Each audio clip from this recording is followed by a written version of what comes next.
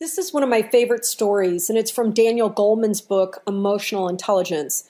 And I just love it because it's a great example of what redirect is like.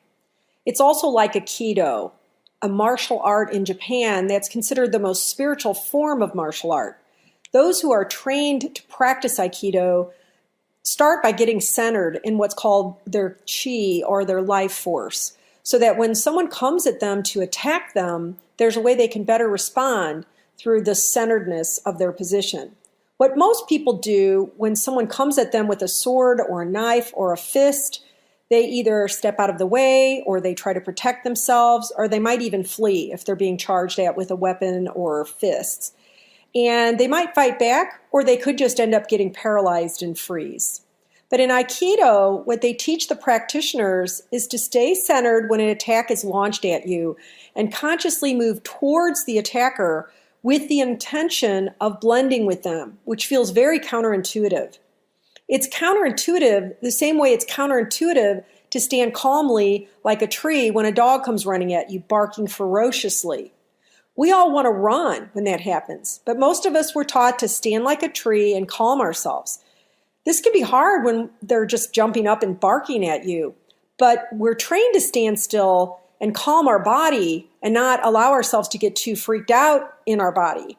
Because if we do, the dog will get more hostile. So once you calm down, I was taught, put your fist out so the dog can start sniffing, and I watch for the tail to wag, and that's when I can see that the dog is no longer in hostility, but is treating me more like a friend. And you can see that this isn't a natural response. This is a learned behavior and wouldn't be typical if it wasn't taught to you. Well, Aikido is like that, and so is redirect.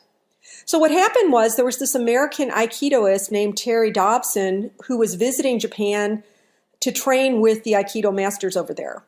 And at one point, he's on this large train car, and onto the train comes this very drunk, very dirty, grimy laborer. And he's really angry and out of control. He's really misbehaving. He's cursing and he's shoving people and he's trying to pull a post out of the center of the train car and he's growling. And people are getting really alarmed. Some of the people are moving to the back end of the train and others are starting to get up in his face like, "Hey buddy, what's your problem? How come you're acting like this?" And so things are getting out of hand. They're beginning to escalate. And Terry Dobson knows that this Aikido approach would be helpful because he knows that force and domination and overpowering and win-lose are not the solution, and that this Aikido approach is a solution. So he stands up with the consciousness of, I want to help to bring this particular approach to the table. Well, when the drunk sees him, he points at him real angry and says, You foreigner, you're the cause of all my problems. Because he sees that Terry's the only American on the train. And he starts to head over to him like he's going to take him down. And before anything else can even happen, this little old Japanese man from the back of the train sort of pipes up. He's like 80 years old. And he yells out in the most friendly sing-song voice, "Hey, what you been drinking?" And the laborer whips around and he yells really harshly, "Sake, and what's it to you anyway?"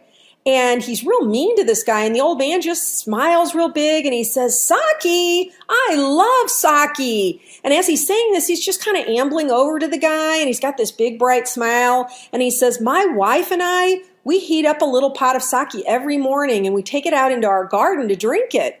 We have the most beautiful persimmon trees. Do you like persimmon trees?" And by the time he's asking this, the guy's kind of like, "Yeah, I like persimmon trees, all right. Do I know you?" But he's calming down, and he's definitely thrown off by this guy who's just coming at him really friendly. And the old man says, "I bet you've got a great wife too." And after saying those words, the laborer's whole face just totally dropped and crumbled, and he looked really sad.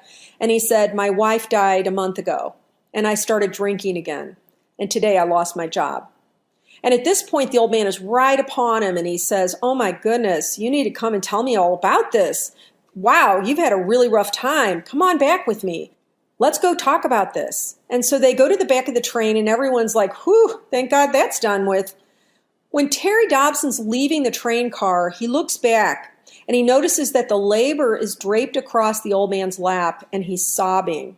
So when he's telling the story to Daniel Goleman, he says, "Wow, That was emotional brilliance. So what I want you to see, even though this is a very dramatic example, is it's one way of understanding the power and effectiveness of learning how to redirect negative behavior.